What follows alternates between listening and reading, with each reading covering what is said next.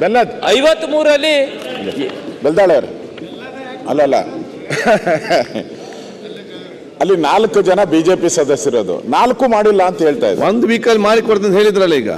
ಅಲ್ಲ ಏನ್ ಕಾರಣ ಈಗ ನನ್ನ ಬಿಸ್ನೆಸ್ಗೆ GST ನೋಟಿಸ್ ಬಂದಿದೆ, ಏನ್ ಮಾಡ್ಬೇಕು ಅಂತ ಗೊತ್ತಾಗ್ತಿಲ್ಲ. ಇಮಿಡಿಯೇಟ್ಲಿ ಒಬ್ಬ GST ಎಕ್ಸ್ಪರ್ಟ್ ಹತ್ರ ಮಾತಾಡು. ಎಲ್ಲಿ ಹುಡುಕೋದು? ಬಾಸ್ ವಾಲಾ. Be the boss. ಕಾರಣ ಮತ್ತೆ ನೋಡುವ ಅದರಿಂದ ಭೂ ಮಾಫಿಯಾ ಇದೆ, ಅವರೆಲ್ಲ ತಡೆ ಮಾಡ್ತಾ ಇದಾರೆ ಇದು ಆಗದೆ ಇರೋದಕ್ಕೆ ಅಂತ. ಹಾಗೆ ಸದನ ಈಗ ಎಷ್ಟು ವರ್ಷ ಆಯ್ತು? ನಾವು ಹತ್ತತ್ರ 2 ವರ್ಷ ಆಯ್ತು. 2 ವರ್ಷ ಆಯ್ತು. ಒಂದೇ ಜಿಲ್ಲೆಯಲ್ಲಿ 4 ನೀವು ಇಡೀ ರಾಜ್ಯದಲ್ಲಿ ಹೇಳಿದ್ರಿ 180 ಆಗಿದೆ, ಓಕೆ. ಒಂದೇ ಜಿಲ್ಲೆಯಲ್ಲಿ 4 ಪೆಂಡಿಂಗ್ ಇದೆಯಲ್ಲ, ಏನ್ ರೀಸನ್? ಯಾವಾಗ ಮಾಡ್ತೀರಾ? ಯಾವ ಡೇಟ್ ಒಳಗಡೆ ಮಾಡ್ತೀರಾ ಹೇಳಿ ಅದನ್ನು. ಸಭಾಧ್ಯಕ್ಷರೇ, ರಾಜ್ಯದಲ್ಲಿ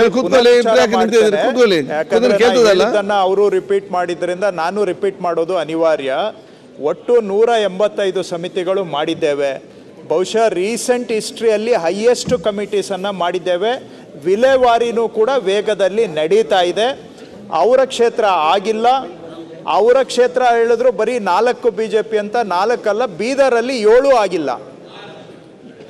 ನನ್ನ ಬಿಸ್ನೆಸ್ಗೆ GST ನೋಟಿಸ್ ಬಂದಿದೆ, ಏನ್ ಮಾಡ್ಬೇಕು ಅಂತ ಗೊತ್ತಾಗ್ತಿಲ್ಲ. ಇಮಿಡಿಯೇಟ್ಲಿ ಒಬ್ಬ GST ಎಕ್ಸ್ಪರ್ಟ್ ಹತ್ರ ಮಾತಾಡು. ಎಲ್ಲಿ ಹುಡುಕೋದು? ಬಾಸ್ ವಾಲಾ. Be the boss. ಆಗಿಲ್ಲ, ಬೀದರಲ್ಲಿ ಯಾರ್ದು ಆಗಿಲ್ಲ. ನಾನಿಲ್ಲಿ ಇನ್ನೊಬ್ಬರ ಮೇಲೆ ಸಬು ಬೀಳ್ಲಿಕ್ಕೆ ಹೋಗೋದಿಲ್ಲ. ಯಾಕೆ ಅಂದ್ರೆ ಕೊನೆಗೆ ಜವಾಬ್ದಾರಿ ನನ್ನದು. ಆಗಿಲ್ಲ ಅಂದ್ರೆ ಜಿಲ್ಲಾ ಮಂತ್ರಿದೇನೋ ನಾವು ಕೈವಾಡ ಇದ್ದೇ ಇರ್ತದೆ. ಇಲ್ಲ ಏನಾದ್ರೂ ಇರ್ಲಿ, ಜಿಲ್ಲಾ ಮಂತ್ರಿ ಕೈವಾಡ. 7 ಆಗಿಲ್ಲ ಅಂದ್ರೆ ಏನ್ ಅರ್ಥ? ಕಾಂಗ್ರೆಸ್ ಸದಸ್ಯರಾದ್ರೂ ಇರ್ಲಿ, ಜಿಲ್ಲಾ ಮಂತ್ರಿ ಏನ್ ಅವರೇನ ಸುಪ್ರೀಮು? ಆಯ್ತು, ಮುಗಿಲಿ. ಅವರೇನ ಸುಪ್ರೀಮು? ಬಿಜೆಪಿ ಕಾಂಗ್ರೆಸ್ ಅಂತಿಲ್ಲ. ಆ ಜಿಲ್ಲೆಯದ್ದು 7 ಕೂಡ ಬಾಕಿ ಇದೆ. ಇಡೀ ರಾಜ್ಯದಲ್ಲಿ 13 ಬಾಕಿ ಇದೆ. ರಾಜ್ಯದ್ದು ಮಾಡಬೇಕು, ಬೀದರ್ದು ಮಾಡಬೇಕು. ಒಂದು ವಾರ ದಿನದಲ್ಲಿ ಇದನ್ನು ಕೂಡ ನಾನು ಮಾಡಿಸ್ತೇನೆ. ಎರಡನೇದು, ಅವರು ನೋಡಿ, ಒಂದು ತಮಗೆ ಸದನದ ಮುಖಾಂತರ ಹೇಳ್ತಾ ಇದ್ದೇನೆ, ಅವರು ಫಾರ್ಮ್ 53 ಅಥವಾ 57 ಅರ್ಜಿ ಹಾಕಿ ಸಾಗುವಳಿ ಮಾಡ್ತಾ ಇದ್ರೆ ಅವರನ್ನು ಏತನ್ಮಧ್ಯೆ ಅರ್ಜಿ ಇತ್ಯರ್ಥ ಆಗೋದಕ್ಕೆ ಮೊದಲು ಅಲ್ಲಿ ಒಕ್ಕಲೆಬ್ಬಿಸ್ಲಿಕ್ಕೆ ಬರೋದಿಲ್ಲ, ಮಾಡಬಾರ್ದು. ಹಾಗೂ ಅವರು ಅರ್ಜಿ ಹಾಕಿರೋ ಕಡೆ ಅವರು ಬೆಳೆ ತೆಗೆದುಕೊಳ್ಳೋದಕ್ಕೂ ಕೂಡ ಅಡ್ಡಿಪಡಿಸಬಾರದು ಅರ್ಜಿ ಇತ್ಯರ್ಥ ಆಗುವವರೆಗೆ. ಅರ್ಜಿ ಇತ್ಯರ್ಥ ಆದಮೇಲೆ ಏನು ಅಂತ ತೀರ್ಮಾನ ಆಗಿದೆ ಅದರ ಪ್ರಕಾರ ಅದಾಗುತ್ತೆ. ಸಭಾಧ್ಯಕ್ಷರೇ, ಅರ್ಜಿ ಇತ್ಯರ್ಥ ಆಗದೆ ಅವರನ್ನು ಖಾಲಿ ಮಾಡಿಸುವಂತಹದ್ದು ತಪ್ಪು. ಅಂಥದ್ದೇನಾದರೂ ಇದ್ರೆ ನಾನು ಅಧಿಕಾರಿಗಳಿಗೆ ಸುಮಾರು 20 ವರ್ಷ ಆಯ್ತು ಅಧ್ಯಕ್ಷರೇ, ಒಂದು ಸಭೆ ಬಗರುಕುಂ ಕಮಿಟಿಯ ಮೀಟಿಂಗ್ ಆಗಿಲ್ಲ ಅಧ್ಯಕ್ಷರೇ. ಮಂತ್ರಿಜವರಿಗೆ ಆಯ್ತು ಹೇಳಿದ್ರಲ್ಲ, 20 ವರ್ಷ ಆಯ್ತು. ಎಷ್ಟು ದಿನದಲ್ಲಿ ಮಾಡ್ತಾರಂತೆ ಸಭೆಗೆ? ಒಂದು ಮಾನ್ಯ ಮಂತ್ರಿಜಿಯವರು ಸಭೆಗೆ ಒಂದು ಉತ್ತರ ಕೊಡ್ಲಿ ಅಂತ ಸಭಾಧ್ಯಕ್ಷರು ಮಾಡಿದ್ದಾರೆ. ಸುರೇಶ್ ಕೊಡ್ಬೇಕು ದಯಮಾಡಿ. ನೀವು ಏನಾಗಿದೆ, ಮೆಂಬರ್ಸು ನಾವು ಎಲ್ಲ VAಗಳ ಜೊತೆ ನಾವು ಸ್ಪಾಟ್ಗೆ ಹೋಗ್ಬೇಕು ಅಂತಾರೆ. ಇವೆಲ್ಲ ಏನಾಗ್ತದೆ, ಅಲ್ಲಿ ಕಾಂಟ್ರವರ್ಸಿ ಇರ್ತದೆ. ಯಾವುದು ತನಿಖೆ ಆಗಬೇಕು ಅಂಥದಕ್ಕೆ ಹೋದ್ರೆ ಸೂಕ್ತ. ಇದಕ್ಕೆಲ್ಲ ಒಂದು ನಿಯಮಗಳನ್ನ ದಯಮಾಡಿ ನೀವು ಒಂದು ಮಾಡಿಬಿಟ್ಟು ನಮಗೆ ಕಳಿಸ್ಬೇಕು ಅಂತ ತಮ್ಮನ್ನ ಒತ್ತಾಯ ಮಾಡ್ತೀನಿ. ಓಕೆ, ಹಾಗೆ ಎಷ್ಟು ದಿನದಲ್ಲಿ ಮಾಡ್ತೀರಿ ಅಧ್ಯಕ್ಷ? ಸಚಿವರೇ ದಯವಿಟ್ಟು ಹೇಳ್ಬೇಕಂತ ವಿನಂತಿದ್ದಾರೆ.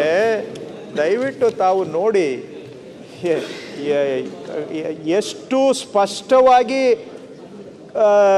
ಇರೋ ಕಾನೂನನ್ನು ರೂಲ್ಸ್ ತರಲಿಕ್ಕೆ ಸಾಧ್ಯ ಇದೆ, ಅಷ್ಟು ಸ್ಪಷ್ಟವಾಗಿ ನಾವು ಮಾಡಿದ್ದೇವೆ ರೂಲ್ಸು. ನಿಮಗೆ ಬೇಕಾದರೆ ಕಾಪಿ ಇಲ್ಲೇ ಇದೆ, ನನಗೆ ಫೈಲಲ್ಲಿದೆ, ಕಳಿಸ್ಕೊಡ್ತೇನೆ. ಬಹುಶಃ ಇಷ್ಟು ಸ್ಪಷ್ಟವಾಗಿ ಹಿಂದೆ ಯಾವತ್ತೂ ಕೂಡ ಸರ್ಕ್ಯುಲರ್ ಕೊಟ್ಟಿರಲಿಲ್ಲ. ಬಹುತೇಕ ನಾವು ಸರ್ಕ್ಯುಲರ್ ಕೊಟ್ಟ ಮೇಲೆ ಮತ್ತೆ ಯಾವುದೂ ಅಡಿಷ್ನಲ್ ಆಗಿ ಸರ್ಕ್ಯುಲರ್ ಇಶ್ಯೂ ಮಾಡೋ ಅವಶ್ಯಕತೆನೇ ಬಂದಿಲ್ಲ ನಮಗೆ. ಅಷ್ಟು ಸ್ಪಷ್ಟವಾಗಿ ಸರ್ಕ್ಯುಲರ್ ಕೊಟ್ಟಿದ್ದೇವೆ. ತಹಶೀಲ್ದಾರ್ ನಿಮ್ಮ ಗಮನಕ್ಕೆ ತಂದಿಲ್ಲ ಅಂದರೆ ತಹಶೀಲ್ದಾರ್ ತಪ್ಪಾಗುತ್ತೆ. ತಾವು ತಿಳ್ಕೊಳ್ಬೇಕು. ನಮ್ಮ ಸರ್ಕ್ಯುಲರ್ ನನ್ನ ಹತ್ರ ಇಲ್ಲೇ ಫೈಲಲ್ಲಿದೆ, ಕೊಡ್ತೇನೆ. ಕಾಂಪ್ರಹೆನ್ಸಿವ್ ಆಗಿ ಕೊಟ್ಟಿದ್ದೇವೆ, ಎಲ್ಲ ಪ್ರಶ್ನೆಗೂ ಉತ್ತರ ಕೊಟ್ಟಿದ್ದೇವೆ.